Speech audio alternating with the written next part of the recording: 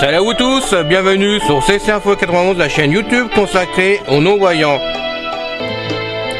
Présenté par Alain Leclerc, avec Pascal Cusson, musique de notre ami José Licenciato, qui nous l'offre gratuitement la musique, merci à lui.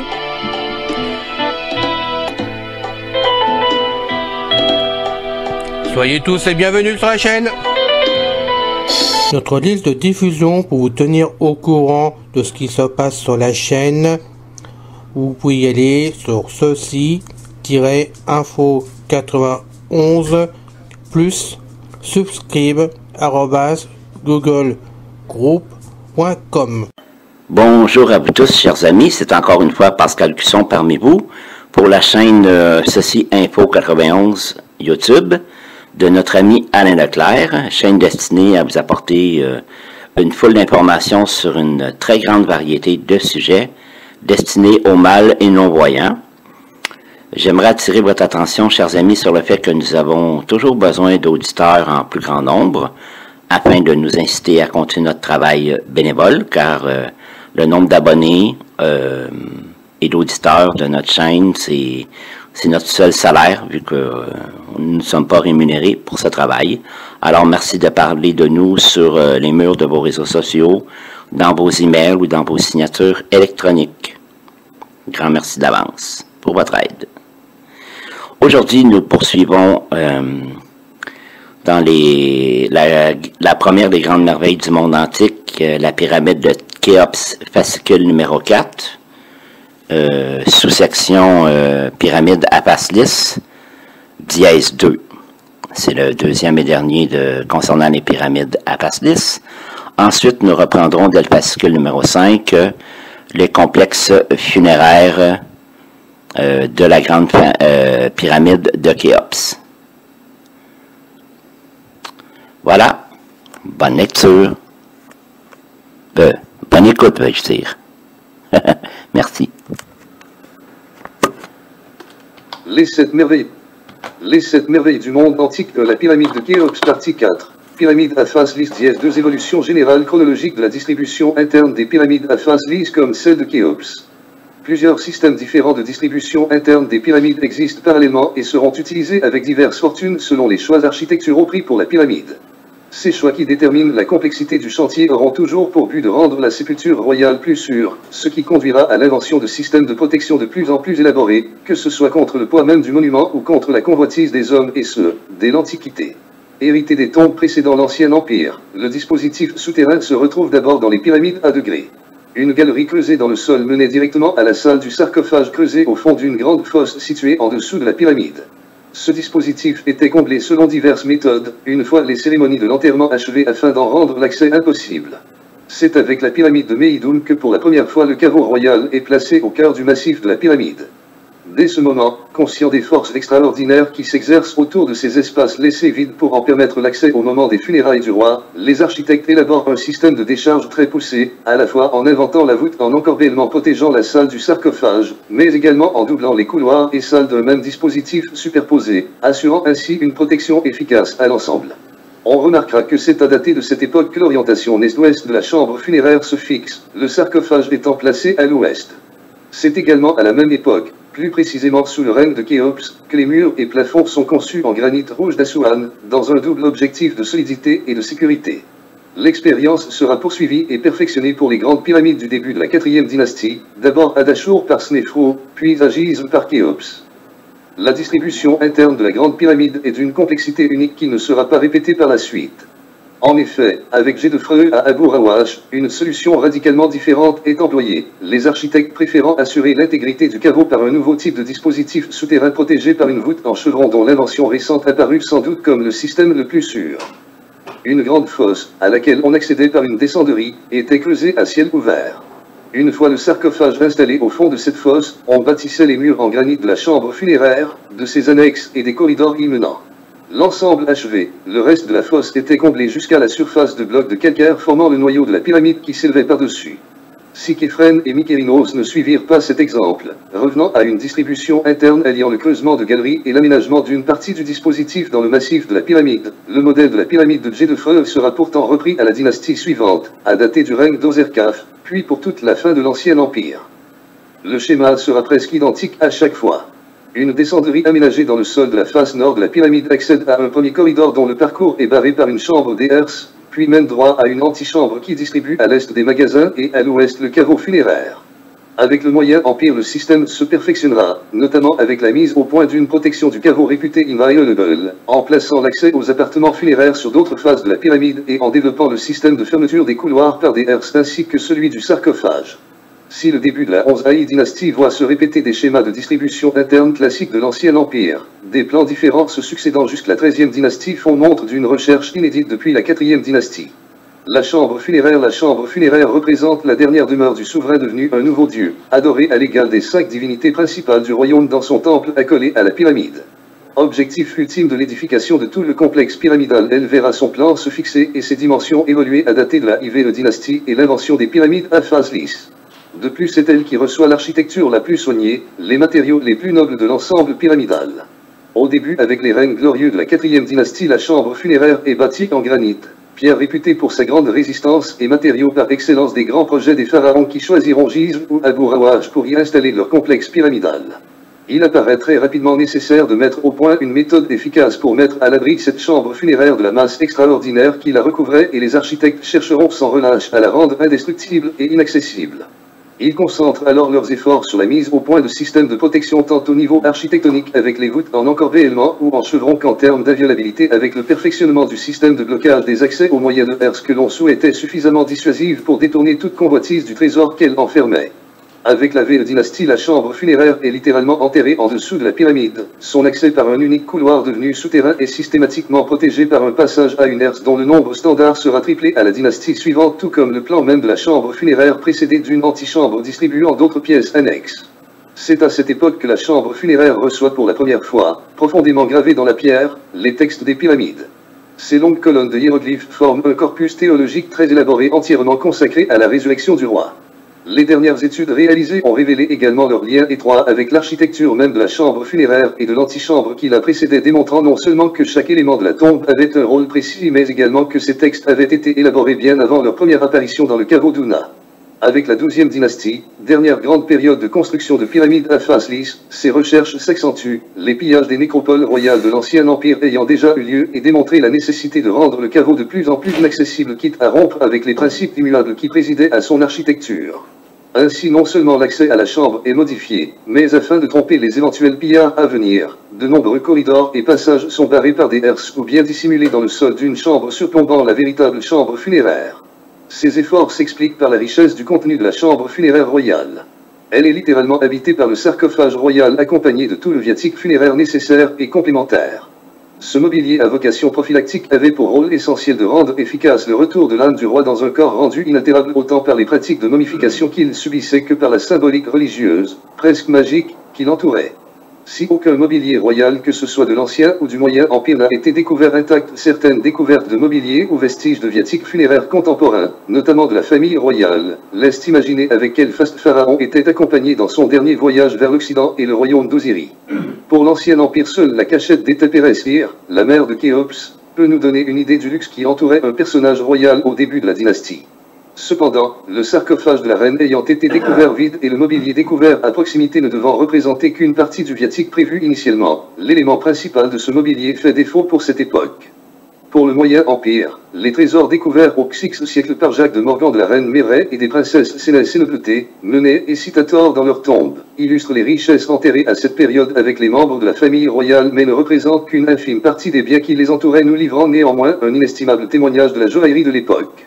Enfin, la chambre funéraire du pharaon Amibrahor, que l'on hésite encore à situer entre la fin de la 12e dynastie et la 13e dynastie, a été découverte presque intacte contenant la précieuse relique dans son sarcophage interne. Malgré une certaine modestie dans son contenu, liée probablement à la brièveté du règne et à la période de trouble dans lequel il s'inscrit, cette découverte représente la seule sépulture royale relativement complète de cette période où l'on inhumait pharaon à l'ombre d'une pyramide. Les corridors et chambres annexes. L'accès à la chambre funéraire se faisait depuis l'entrée de la pyramide au moyen de corridors soit aménagés et donc maçonnés dans le massif de la pyramide, soit creusés dans le plateau rocheux supportant le monument. Avec Snéfro à Dachour, les corridors occupent une place importante qui se développera de manière unique et monumentale dans la distribution interne de la pyramide que Khéops fait construire à Gizeh, la grande galerie de sa pyramide pouvant être assimilée à un de ses éléments de communication vers la chambre funéraire du roi. En général, ces corridors étaient étroits et n'avaient pas d'autre vocation que de servir aux besoins de l'acheminement du sarcophage interne du roi et de son mobilier funéraire. Dans ces cas, ces corridors étaient obstrués au moyen de blocs bouchons ou de herses afin d'en rendre l'accès impossible après les funérailles. D'autres couloirs existaient par ailleurs dans l'objectif de mettre en lien la chambre funéraire avec les annexes destinées à abriter le mobilier funéraire. Dans la mentalité religieuse des anciens Égyptiens, il était essentiel que le défunt puisse avoir accès à ce mobilier destiné à l'accompagner dans sa vie dans l'au-delà. Il n'y avait donc aucun système de fermeture à ce niveau, le passage devant être libre afin de faciliter la communication entre la chambre funéraire et ses magasins. L'état de dévastation de la pyramide de Djedefreur en Abu Rawash ne permet pas de se faire une idée claire de la distribution interne de ce monument et l'on connaît mieux celle de ses successeurs. Exception faite de la pyramide de Képhren, dont la distribution interne est d'une simplicité singulière. Le complexe de Mykérinos et celui de Chep Escaf offrent chacun un plan comprenant une série de magasins reliés à la chambre funéraire. Avec Ozerkaf, les annexes sont placées en amont de l'antichambre et du caveau royal, accessibles par un petit couloir placé après la chambre des Hers qui barre l'accès depuis le corridor d'entrée de la pyramide.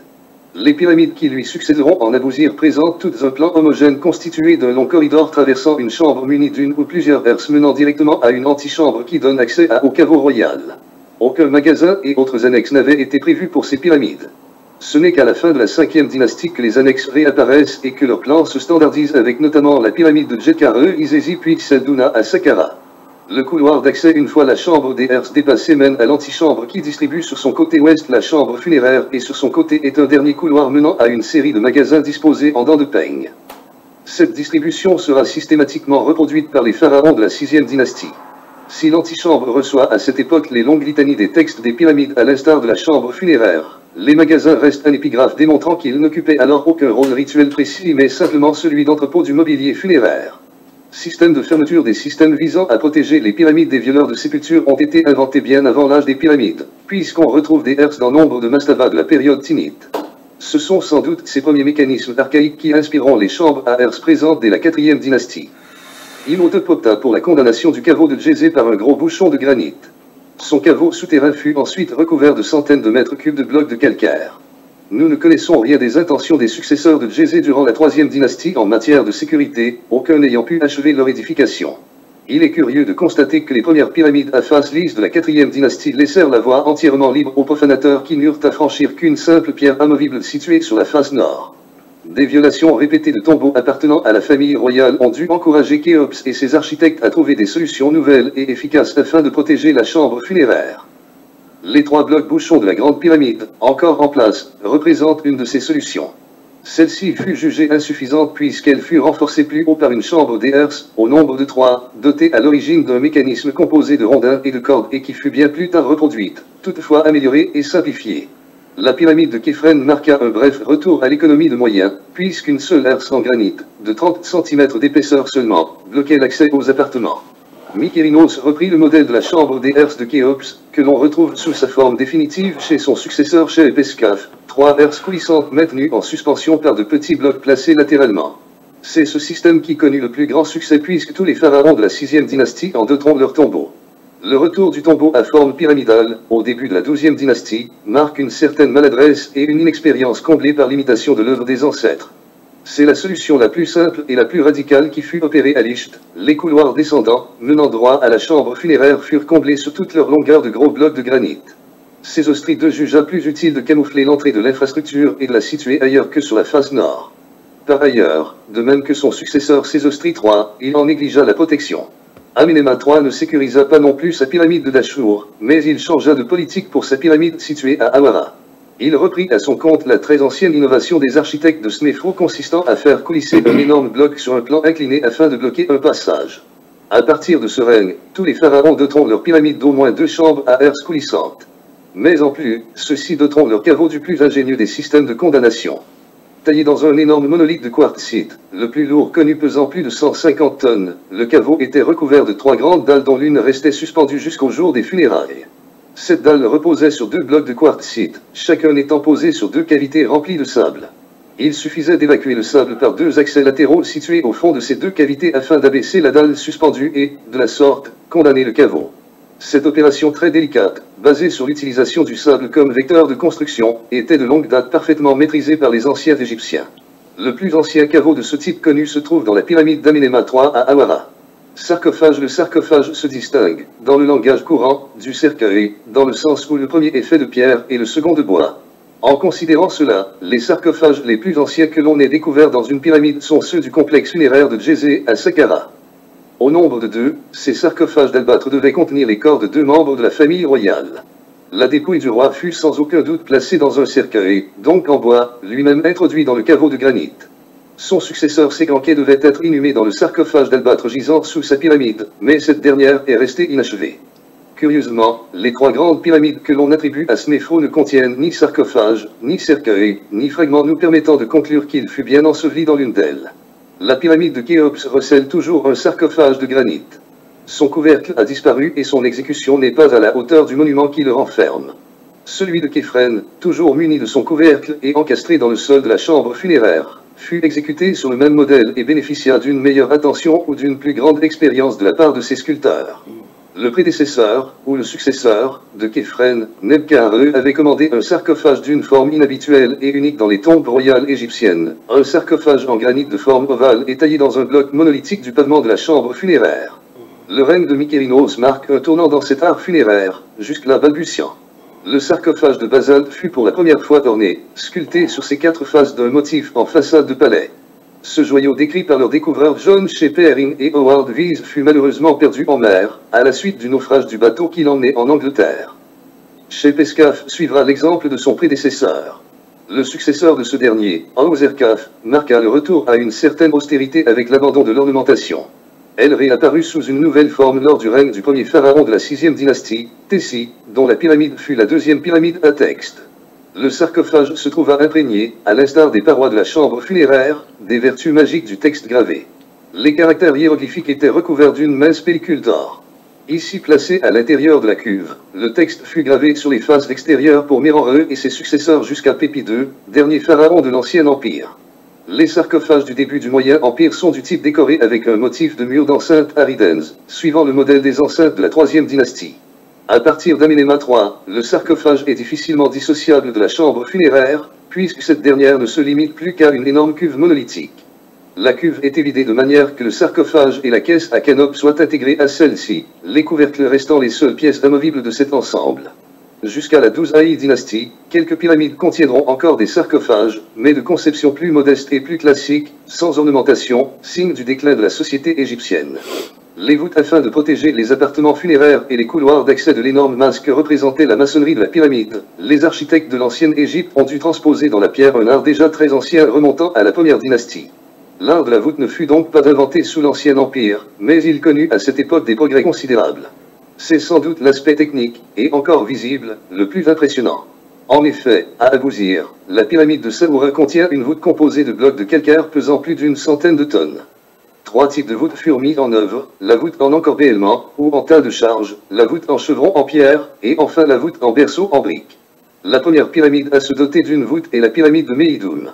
La chambre funéraire, les 2 antichambres, ainsi qu'une partie du couloir descendant, sont couvertes chacune d'une voûte en encorbellement, s'inspirant ainsi des premières de ce type composées en briques dans plusieurs tombeaux de la période Tinnite. Le parallèle a déjà été fait entre l'escalier symbolisé par la pyramide et la forme de la voûte en encorbellement représentant en quelque sorte une pyramide vue de l'intérieur. Cependant, rien ne permet d'affirmer que les constructeurs avaient cette intention et, de plus, cette technique est bien antérieure aux pyramides. La voûte était préconisée pour protéger tout volume dont la largeur dépassait 2 coudées. Les architectes de Snéfrou perfectionnèrent ce procédé délicat à mettre en œuvre, puisque la qualité du système repose sur l'agencement très précis des blocs constituant les parois. Ainsi, dans la pyramide rhomboïdale, les voûtes sont en encorbellement sur 4 faces. La technique fut parfaitement maîtrisée à la pyramide rouge, puis à la pyramide de Khéops, protégeant dans celle-ci la niche de la chambre de la reine et la grande galerie, une des grandes merveilles architecturales de l'Ancien Empire. Ce fut la dernière utilisation de cette technique. La raison de cet abandon est sans doute double. Tout d'abord la grande difficulté de mise en œuvre, ensuite l'apparition d'une nouvelle technique de couverture, la voûte en chevron de pierre. La voûte en chevron a deux versants opposés constitués d'éléments en forme de V renversé 18. La plus ancienne connue protège l'entrée de la grande pyramide. Elle forme également le toit de la chambre de la reine et de la cinquième chambre de décharge, dite de Campbell. Alliée, exceptionnellement dans cette pyramide, à la voûte en encorbellement, elle la supplante définitivement dans les pyramides postérieures à la grande pyramide de Khéops. Son utilisation fut généralisée dans les pyramides principales jusqu'à la fin du Moyen Empire. Seule une pyramide de reine bénéficia de cette technique, la pyramide du complexe funéraire d'Ozerkaf. Durant les VE et VAI Dynasties, les voûtes en chevron furent automatiquement triplées avec des blocs monolithiques de calcaire dont la taille pouvait atteindre 10 mètres de long sur 3 mètres de large et 4,50 mètres de hauteur. Cette technique a connu de nombreuses variantes, bien que techniquement et physiquement son principe resta le même. L'intrado de la voûte, ou versant inférieur, fut peint dans la pyramide de Képhren. Il fut sculpté, pour la première fois dans la pyramide de Mykérinos, de manière à lui donner un aspect curviligne. Shepeskaf en fit de même dans son mastaba. La voûte en chevron à intrado curviligne ne fit sa réapparition que bien plus tard, au Moyen Empire dans la pyramide de Sésostri II.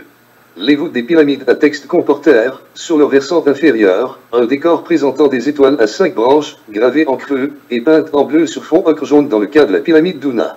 Les pyramides du Moyen Empire comportent toutes des voûtes en chevron sur une seule couche, mais renforcées par un épais linteau donnant au plan d'ensemble la forme d'un A.